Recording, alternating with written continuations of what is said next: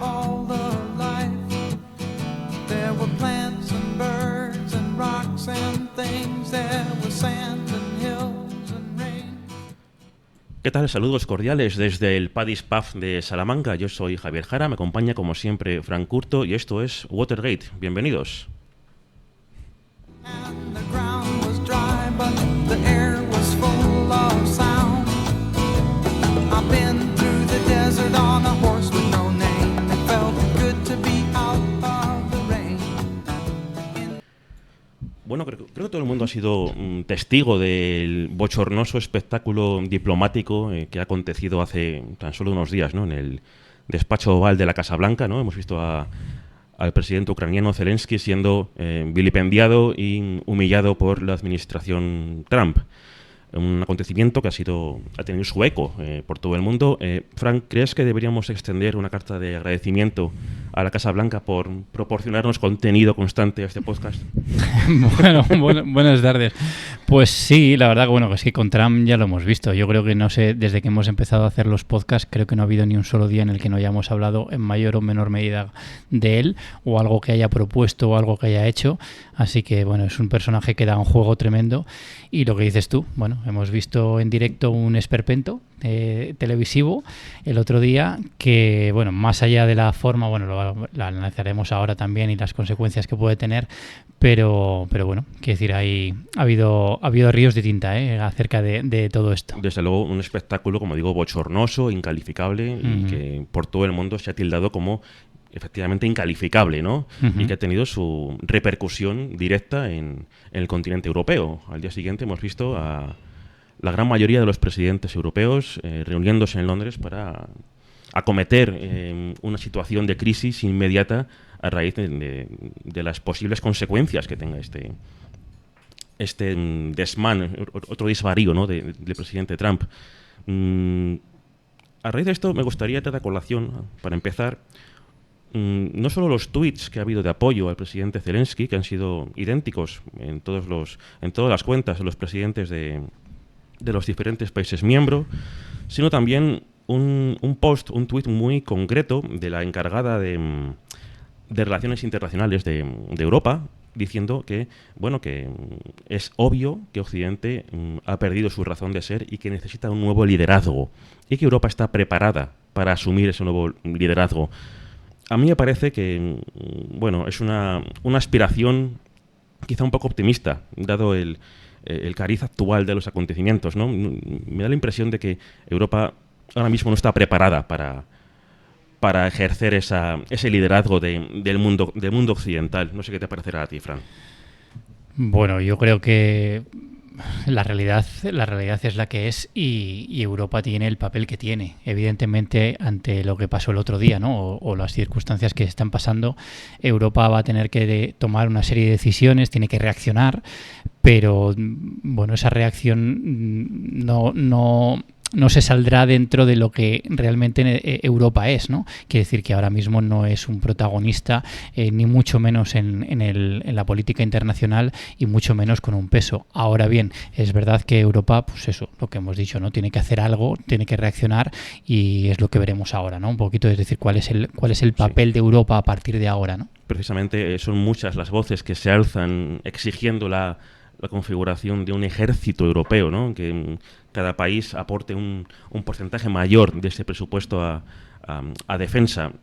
Yo, en mi opinión, aunque es verdad que la Unión Europea se formó para garantizar la paz entre sus propios Estados miembros, creo que probablemente estemos ya ante la situación idónea para comenzar a aumentar ese presupuesto en defensa, porque en caso contrario nos veremos acorralados dentro de pocos años. Es una situación que, en mi opinión, sin ser yo ningún tipo de analista político, a mí me genera preocupación.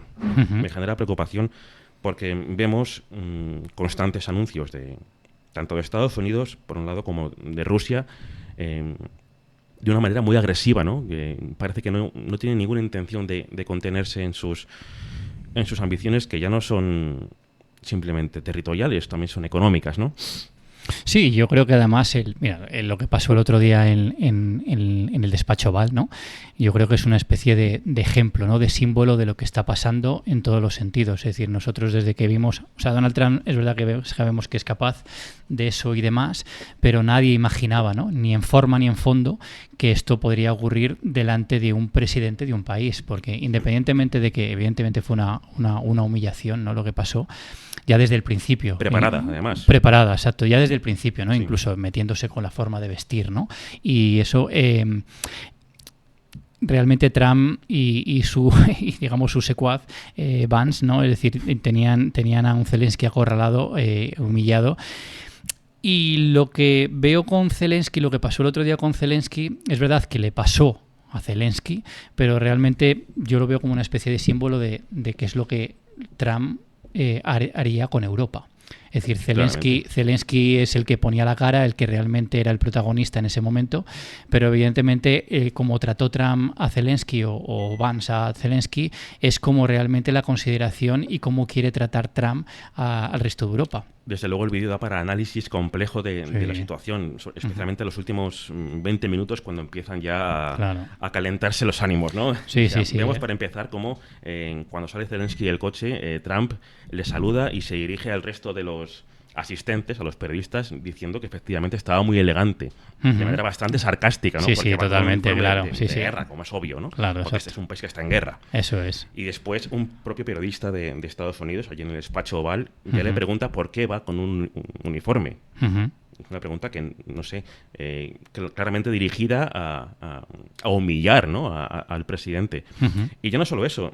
En esa reunión hay un claro desequilibrio, porque si nos damos cuenta, Zelensky está en todo momento solo. Está él solo, mientras que en el caso de la administración Trump son tanto el presidente Trump como su mano derecha, ¿no? Que es el vicepresidente Trump, Vance. Ya son 2 contra 1. En el caso de que Zelensky sepa cómo contestar a uno de los dos, el otro ya va a apoyar a su compañero. Eso es. Es una situación ya preparada. O sea, esta humillación, esta manera de decir, eres nuestro títere, y si no, pues ahí está la puerta. Claro. Estaba preparadísima. Ya no solo de cara al propio pueblo americano, sino a todo el mundo. Se va a hacer lo que digamos. Sí, es un mensaje. Es un claro, además, alineamiento con Rusia. La administración de Putin ha celebrado con gran algarabía lo que ellos han denominado alineamiento con la posición de Rusia en este conflicto. Mientras tanto, los europeos seguimos como convitados de piedra, sin saber muy bien qué hacer, más que pues reunirnos en Londres, precisamente en la casa de uno de los grandes aliados históricos de Estados Unidos, como es Reino Unido, a debatir sin llegar a ninguna conclusión de gran calado, por así decirlo. Sí, la verdad que, lo has dicho tú muy bien, es decir, incluso hasta el tono amenazador, ¿no? En la entrevista, ya no solamente en una constante pregunta a Zelensky de una manera totalmente avasalladora, sino también incluso hasta con el gesto, ¿no?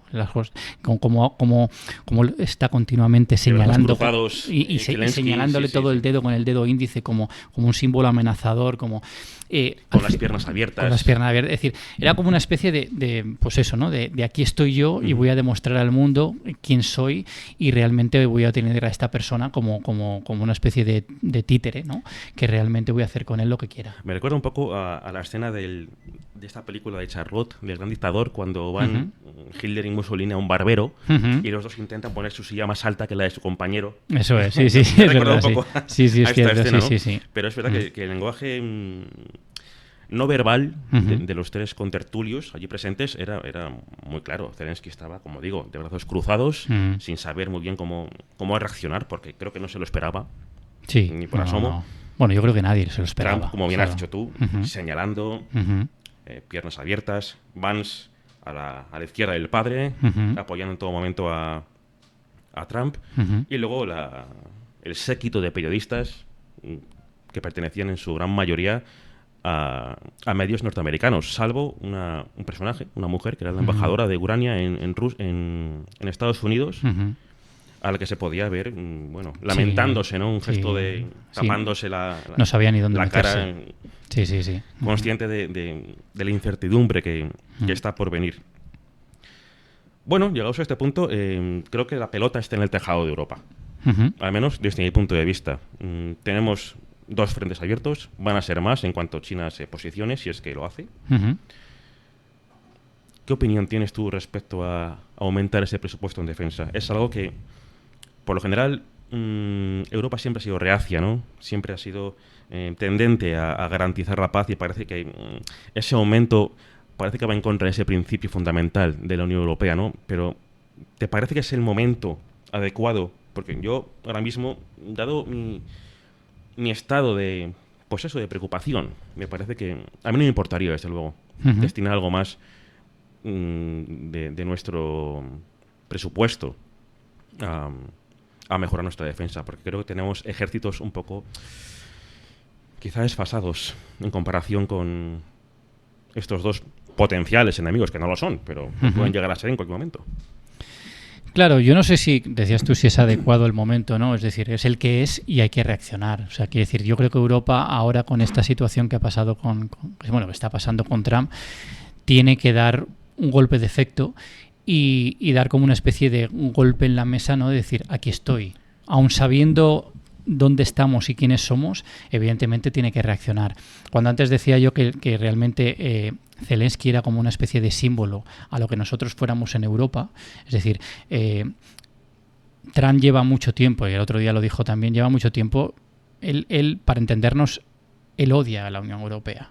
De hecho, dijo el Por otro eso día te que digo, se fundó se para fundó perjudicar para a Estados Unidos. Exacto, para cuando fue perjudicar. todo lo contrario. Eso es, fue para hacer frente al bloque soviético entre los dos, entre Estados Unidos y Europa. Claro, es decir, Trump siempre tiene un discurso en el que siempre tiene que salir, digamos, como el vencedor y como realmente, como incluso el gran beneficio. Como el que sabe. Exacto, como el que sabe, como el gran benefactor, ¿no? De todo, porque incluso el otro día, la entrevista del otro día con Zelensky es muy interesante porque también hay que pensar que también venía, digamos, de dos momentos o de dos personas que le habían, digamos, dado, ¿no? como una especie de cachete en la cara a Trump, diciéndole lo que había, ¿no? El otro día cuando hablaba de la guerra de Ucrania, que decía nosotros hemos destinado más presupuesto, ¿no? Para la guerra de Ucrania que Europa, y Macron le dijo, perdona un segundito, pero esto que dices no es verdad, ¿no?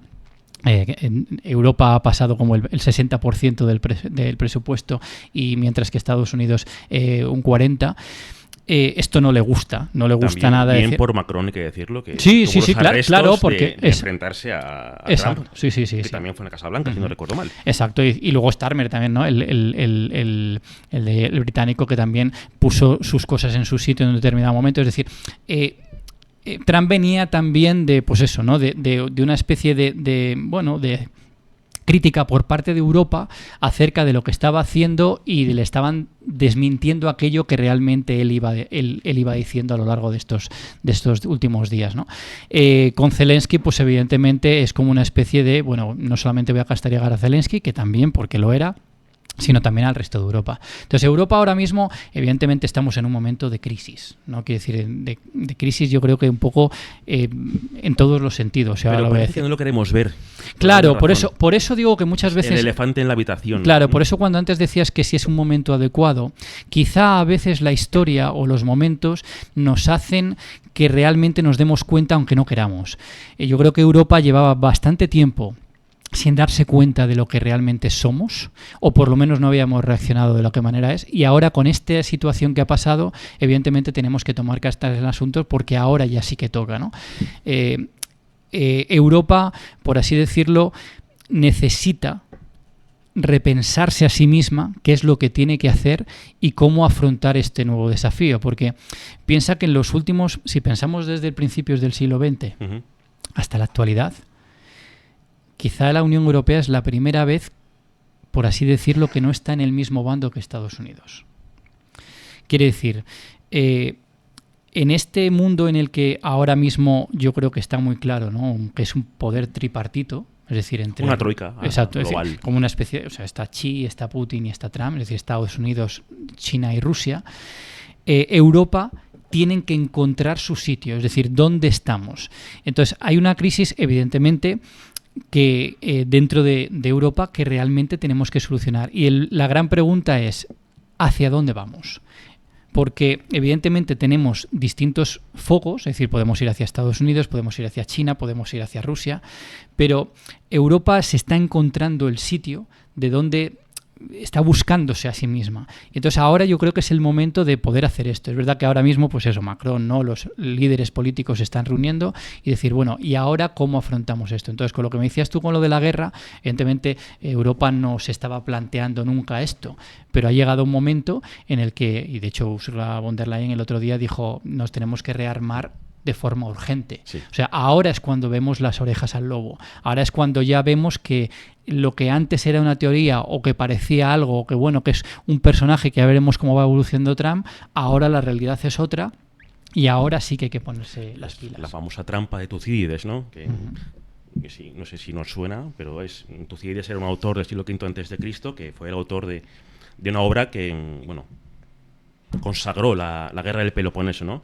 Entre Esparta y Atenas, y que definió ese término, esa trampa de Tucídides, que quiere decir que cuando dos potencias están en un equilibrio asimétrico, una de las dos, cualquiera de las dos, va a encontrar la forma de expandirse territorialmente, ¿no? O económicamente. Esta trampa se ha mantenido a lo largo de la historia, de manera que en las escuelas de diplomacia de la actualidad se sigue argumentando este concepto para explicar los conflictos que surgen entre grandes potencias. Yo me pregunto si nuestro presidente Pedro Sánchez habría actuado igual que Macron y Starmer en el caso de estar en el mismo supuesto que ellos. Si Trump le hubiera soltado algún tipo de bulo, porque son bulos al fin y al cabo, sobre que nosotros hemos puesto más dinero que vosotros en esta guerra, me pregunto si él habría actuado igual o se habría callado. Pero bueno, eso es, al fin y al cabo, una ficción, ¿no? Queda en las mentes de cada oyente. Por otra parte, Trump ha asegurado, no sé si ha sido ayer o hace 2 días, que iba a hacer un gran anuncio hoy, esta noche, en la noche americana, que iba a ser, bueno, el nuevo despertar de la nación norteamericana. A mí me da la impresión de que va a anunciar algún tipo de barbaridad, como la salida de Estados Unidos de la OTAN o incluso de la ONU. De la ONU no creo que sea, porque en caso de que sea de la ONU, las sanciones que se proponen contra Israel no van a encontrar ningún veto, como antes hacía Estados Unidos. Pero en el caso de que Estados Unidos salga de la OTAN, como lleva advirtiendo Trump ya varios años, diría yo, porque dicen que su presupuesto es mayor que el que aporta el resto de estados, entonces estamos en graves problemas. Particularmente España. Particularmente España. Y en ese caso sí que veo más que necesario que nos pongamos las pilas en lo que respecta a mejorar nuestras defensas y a modernizarlas y a dotarlas de experiencia.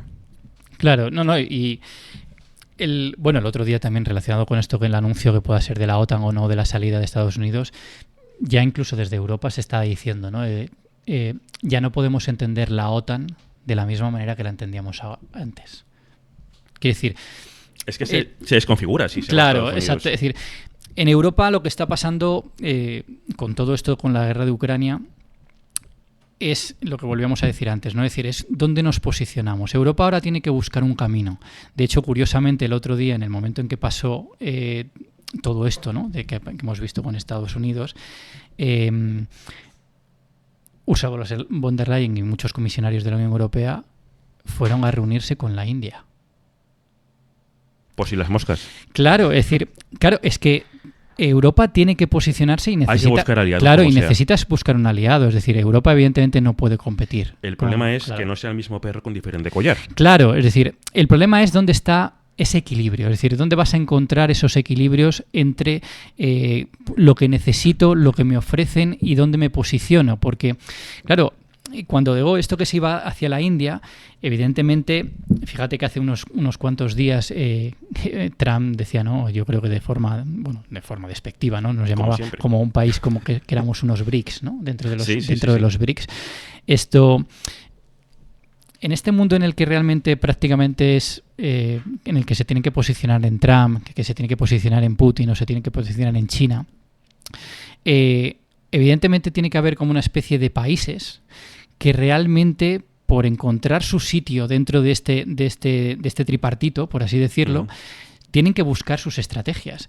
Y Europa entre ellos. Es decir, Europa tiene que saber hacia dónde tiene que ir y no puede, digamos, claro, decir, algunos el otro día yo estaba escuchando diciendo, es que lo mismo, claro, es verdad que, por ejemplo, China pues es un país que no respeta los derechos humanos y tal, pero algunos estaban diciendo el otro día, dice, bueno, pero a lo mejor es la opción menos mala, porque China, por ejemplo, por ahora no hace una injerencia en los asuntos por internos ahora de la Unión Europea. Claro, digo que sepamos por ahora.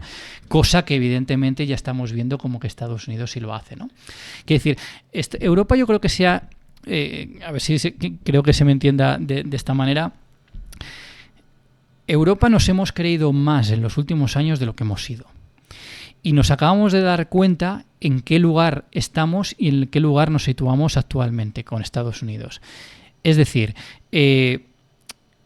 así como Estados Unidos nos ha estado tratando y utilizando de una determinada manera en función de sus propios intereses. Eso está claro. O sea, que hemos sido títeres de Estados claro. Unidos, pero no hay una forma de que en una posible alianza, unión, llámalo como quieras, con otra potencia, no es posible que Europa sea la parte fuerte en esta ocasión. Con Estados Unidos no la hemos sido, eso está clarísimo. Pero si establecemos vínculos con Rusia, no va a ser, según parecen, pero pongamos con China o con Sudamérica, si eso fuera posible, aunque lo veo muy complicado, o con India, incluso con Irán. No es posible que Europa se convierta en la parte poderosa de ese bloque, o si establecemos vínculos con China va a ser igual que con Estados Unidos y vamos a permanecer supeditados a sus intereses. Porque en ese caso, quizá la mejor opción sea mantener una independencia con respecto del resto de potencias, aunque eso tiene una parte más perjudicial, que es precisamente estar indefensos ante una pinza, en toda regla, de americanos por el este, orientales por el este. Y en ese caso estamos condenados. Yo no veo a un país como el nuestro, o Portugal, haciendo frente a un ataque americano. Claro. Por no hablar de las armas nucleares, que son las armas de disuasión por antonomasia. No sé cómo está Europa en ese aspecto, pero no creo que lleguen ni a la suela a Estados Unidos y muchísimo menos a Rusia, que es la potencia con más armas nucleares del mundo. Hablamos de miles de armas. Mientras que en Europa, hasta donde sé, son Francia, Reino Unido, que no está dentro de la Unión Europea, aunque parece que ahora hay ciertos acercamientos. No sé si tiene Alemania. No sé si potencia nuclear, después de lo que ocurrió en el 45. No sé si la dejaron fuera de ese selecto club. Claro, cuando hablabas tú de dónde nos situábamos, hacia dónde nos vamos, antes al principio cuando decía que Europa ahora mismo está en una época de crisis. Una crisis económica, que evidentemente la hay una crisis política también, y también hay una crisis de identidad. Es decir, Europa, yo creo que ahora también hay un término, estamos hablando de crisis, ¿verdad? Muchas veces se dice que, por ejemplo, la palabra crisis en los japoneses, ¿no? La palabra crisis tiene como un doble significado, ¿no? Como peligro y oportunidad. Bueno, pues yo creo que en este caso se juntan las dos cosas, ¿no? Es decir, Europa ahora mismo se ve en peligro. Se ve que realmente no sabe dónde está, sabiendo que es inferior a determinados países. Pero además, claro, ya no solamente es de forma económica, sino qué tipo de Unión Europea, qué tipo de Europa queremos. Digo a nivel de identidad. Es decir, qué tipo de valores, dice, según decían el otro día, sino qué tipo de valores que nosotros defendemos, los valores democráticos, los valores liberales. Es decir, el posicionarse hacia un punto o hacia otro, evidentemente también te hace repensar qué Europa vamos a querer. Creo que ha estado en la clave, en la identidad. Claro. Y creo que no existe una identidad europea per se, o sea, como tal. En España somos, dicho así, muy nuestros, ¿no? Somos diferentes, ¿no? Por ejemplo, de un polaco, de un sueco, de un finlandés, pero no existe una identidad europea como tal. Y tampoco veo que existan medios para crearla o para mantenerla, o para profundizar en ella. De hecho, solo se me ocurre un acontecimiento que puede contribuir a forjar esa identidad europea. Y te va a encantar. ¿Cuál crees que es? A ver, sorpréndeme. Eurovisión.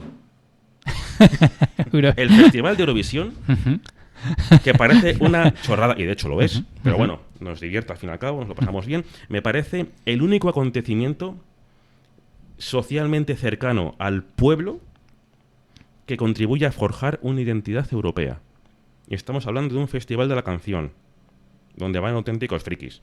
Luego van, efectivamente, gente muy válida, pero va de todo. No se me ocurre otro acto, otro símbolo de la identidad europea que no sea el Festival de Eurovisión. Y esto es triste. Es triste. A mí me encanta Eurovisión luego, o sea, me parece una tontería, pero me encanta verlo y me falta apostar. y estoy seguro de que lo voy a ver este año. Voy a ver a Melody. Como vi a Chiquilicuatre en su día. Pero aparte de eso, no tenemos nada más. No tenemos una fiesta europea, no tenemos, no sé, cualquier cosa que digan, estos son nuestros valores, esto es lo que hay que defender. Porque al fin y al cabo tampoco tenemos religión. Antes éramos, bueno, Europa era cristiana, era católica, y en ese sentido estamos también desprotegidos, porque en Estados Unidos son muy religiosos, especialmente en los estados del sur. Los rusos son fervientemente ortodoxos.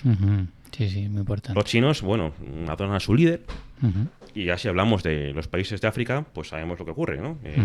Que va a empezar el Ramadán, si no ha comenzado ya. Y es una gran señal de identidad de los países musulmanes en general, ¿no? No tenemos nada en Europa, no tenemos ni siquiera la Navidad, porque ya muchos renegamos de ella, yo el primero, porque me parece una fiesta consumista. Hemos convertido el capitalismo en nuestra religión. Claro, pero el Occidente, por lo menos lo que hemos tenido, o por lo menos lo que hemos querido es, aunque seamos muy diferentes evidentemente, han sido unos valores comunes, ¿no? Esos valores que siempre nos hemos jactado, ¿no? de ser, digamos, como el adalid, ¿no? Como los grandes defensores de esos valores que nos han unido independientemente del país en el que del que somos. Es que estos valores, perdóname, proceden precisamente de Estados Unidos. Sí. Cuando se forja el mundo posterior a la Segunda Guerra Mundial, en Europa se imponen los valores que ya imperan en Estados Unidos. Y ahora ese mundo, el mundo que se forjó después de la Segunda Guerra Mundial, bueno, se ha terminado ya. Se terminó hace unos días. Sí, estamos, yo creo, o sea, analizándolo un poquito, siempre ya te digo, siempre hemos utilizado, ¿no? Estamos utilizando siempre la historia para explicarlo un poquito y siempre decíamos el otro día que no se repite de la misma manera. Ahora podríamos hablar como una especie de Guerra Fría, ¿no? 2.0, por así decirlo, sí. donde también hay como dos bloques, ¿no? Por así decirlo, aunque hay con tres protagonistas en este caso, ¿no? China, Rusia y Estados Unidos. Pero en esa Guerra Fría de 2.0 que digo yo ahora, también durante la Guerra Fría, en esos dos grandes bloques que había después de la Segunda Guerra Mundial, también hubo un grupo de países, esos países que se llamaban el movimiento de los países no alineados, ¿no? Sí. Con una o con otra, que me recuerda un poquito a lo que puede haber hoy, ¿no? Y ahí no sé si Europa es donde podría entrar, ¿no? En ese, bien por ideales o bien por interés o bien por puro pragmatismo, entrar en ese tipo de valores. Claro, el problema de los valores, es decir, cuando nosotros hablamos de los valores democráticos, de los valores liberales, ¿no? De todo esto, claro, ahora vemos un problema, ¿no? Es decir, el otro día salía alguien diciendo, bueno, es que nosotros tenemos que defender lo que son los valores occidentales. Claro, el problema es qué es lo que tenemos en Europa hoy en día. Porque esos valores europeos, es decir, lo que tú decías, ¿no? Es decir, no tenemos sensación de unidad dentro de la Unión Europea. Pero además van saliendo determinadas ideologías, como hablábamos el otro día, ¿no? De partidos políticos y de movimientos que llaman casi más a una especie de Estado-nación, ¿no? Digamos, como de los intereses de cada propio país, y no tanto como unos valores que realmente universales que nos puedan unir a la Unión Europea. Claro, estos ahora criticamos, me dice, bueno, nosotros tenemos que diferenciarnos de lo que está defendiendo ahora mismo Donald Trump en Estados Unidos.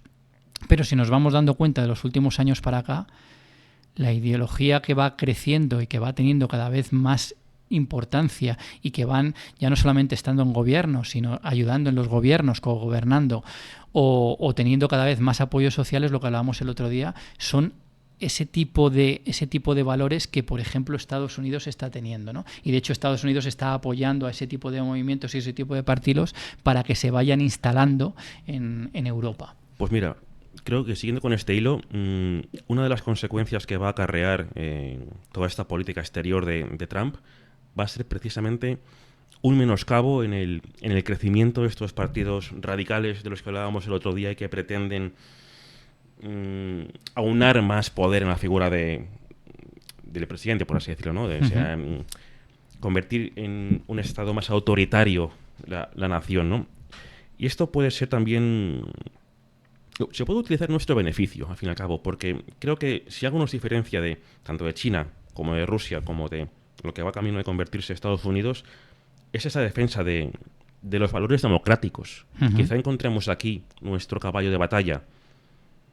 Si esto va en consonancia con una bajada de estos partidos que pretenden alinearse con Putin y con Trump, no se me ocurre otro buque insignia que no sea la defensa de la democracia y el Festival de Eurovisión. Así están las cosas. Claro, pero hablando, de esto que estabas comentando ahora, el problema es, o sea, ya no nos vamos fuera de Europa, sino de nuestra propia Europa. Es decir, ¿qué tipo de valores son los que estamos defendiendo y qué es lo que la gente realmente, o sea, para entendernos, qué es lo que la gente quiere o con lo que se identifica actualmente? Si nosotros estamos viendo ahora mismo esos valores democráticos cada vez se van deteriorando más. Lo hablábamos el otro día. Es decir, yo creo que la gente en general, la sociedad en Europa, cada vez cree menos en esos valores democráticos. ¿Por qué? Porque los partidos políticos o esos movimientos que realmente defienden esos valores cada vez están más denostados y cada vez tienen menos credibilidad. Sí, yo creo que ese decrecimiento de los valores democráticos o el auge de los partidos radicales también son una consecuencia de las subsecuentes crisis que ha experimentado el sistema capitalista en las últimas décadas. La última en 2008. El capitalismo es un sistema que aproximadamente cada 20 años entra en crisis. Claro. Luego sale, hay que decirlo, pero sale diferente a lo que era antes. Claro. Y prueba de ello son las políticas que aparecen, que surgen y que van creciendo poco a poco. Y como dije ya el otro día, el mayor contexto de libertad en una nación solo es posible, o solo ha sido posible hasta ahora, bajo un régimen económico capitalista. Esto habrá quien le guste, habrá quien no, pero desde un punto de vista histórico y político, solo bajo un sistema capitalista se han podido dar las democracias más plenas.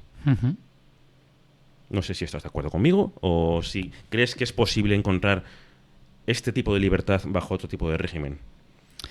Claro, el problema que radica aquí es lo que estaba hablando antes, ¿no? Es decir, quienes tienen que defender estos valores democráticos son los partidos políticos, por así decirlo, más moderados, ¿no? Dentro de los distintos partidos, dentro de todos los países de Europa.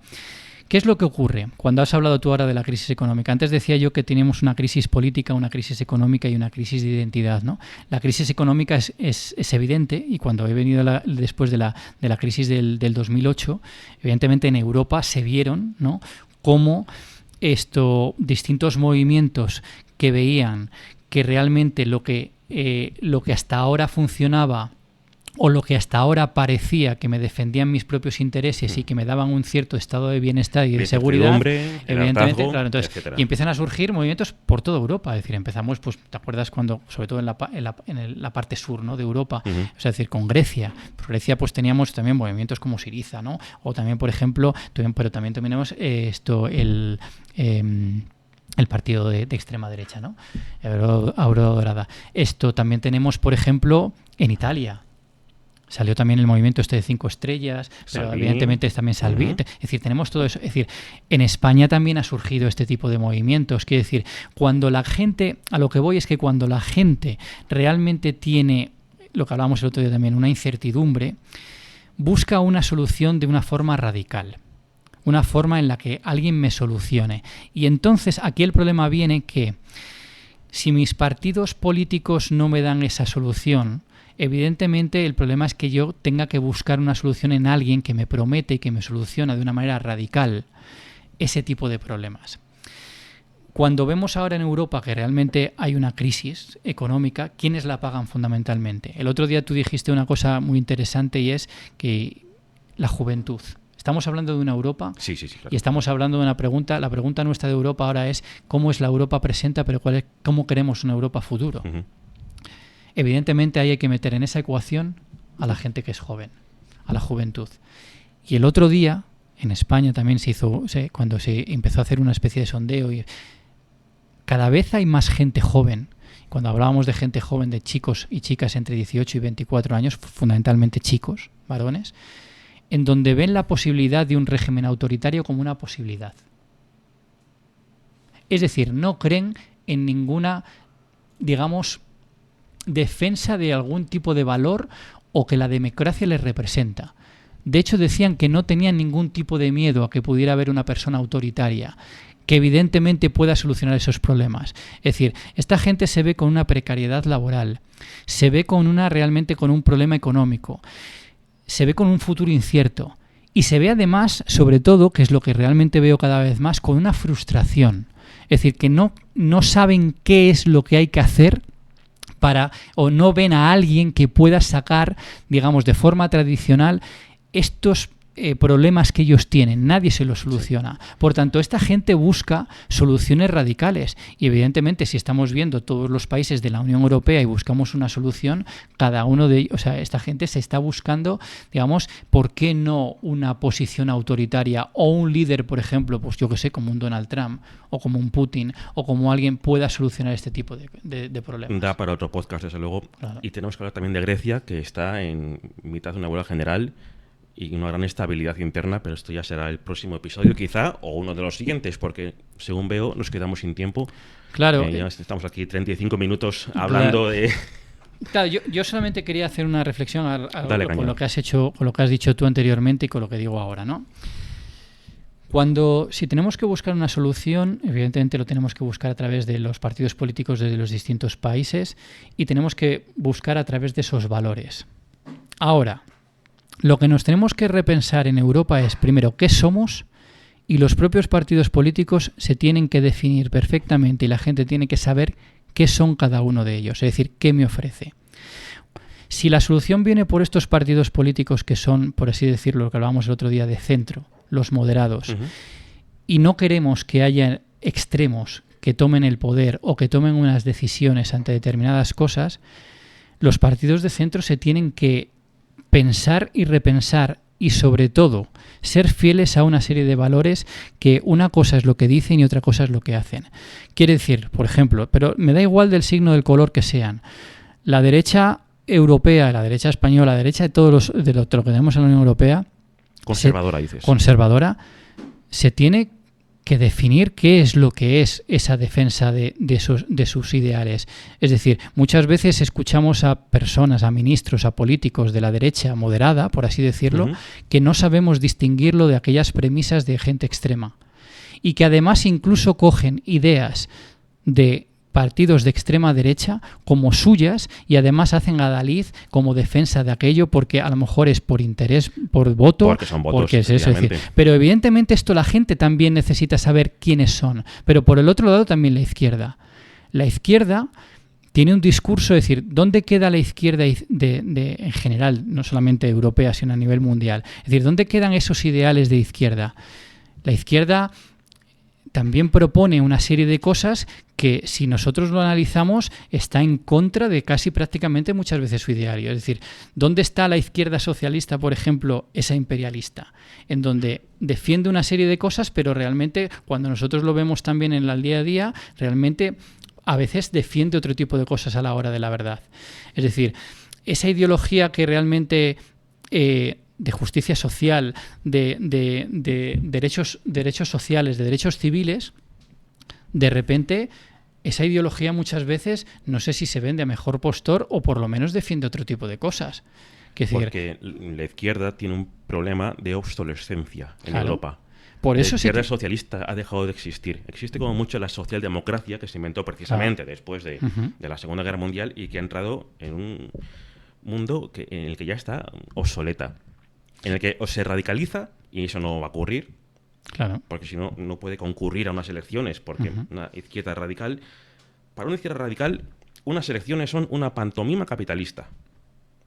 Si una izquierda concurre a unas elecciones, tanto PSOE como Podemos, por muy comunistas que se digan, que no lo son, cualquiera de estos partidos que no sea revolucionario, porque la izquierda es revolucionaria por definición, no es una izquierda verdadera. Ese es un gran problema que tiene que afrontar la izquierda, ya no solo en España, sino en toda Europa. Porque el mundo va cambiando poco a poco, las derechas se van acomodando, se van adaptando a este mundo, pero la izquierda parece que tiene una rémora, un anclaje con el mundo anterior, con el mundo de las revoluciones, de la primera mitad del siglo XX, donde ya no tienen cabida esos planteamientos. Creo que ambos espectros políticos tienen la pelota en su tejado. La derecha porque no sé si va a poder afrontar decentemente este nuevo mundo que están planteando Estados Unidos y Rusia. Hablo de derecha conservadora. Y las izquierdas porque tienen que adaptarse a los nuevos tiempos que van corriendo. Por eso el panorama que tenemos en Europa es, desde el punto de vista político, desolador. Y de eso también se aprovecha en otras potencias. Esta es mi reflexión final. Muy bien. Bueno, pues creo que podemos dejarlo aquí. Perfecto. ¿Te parece bien? Muy bien. Fran, muchas gracias. Ha sido un placer. Igualmente. Como siempre. Claro que sí. Gracias al Paddy's Pub, como siempre, por acogernos una vez más bajo su techo. Claro que sí. Y bueno, pues nos vemos la semana que viene con un nuevo episodio. Sabe Dios de qué será, porque cada semana tenemos nuevos acontecimientos. No, tenemos Lo dicho, un gracias por montón de- escucharnos y hasta la próxima. Muy bien, que vaya bien. Hasta luego. I let the horse run free, 'cause the desert had turned to sea. There were plants and birds and rocks and things. There was sand and hills and rings. The ocean is a desert with its life underground.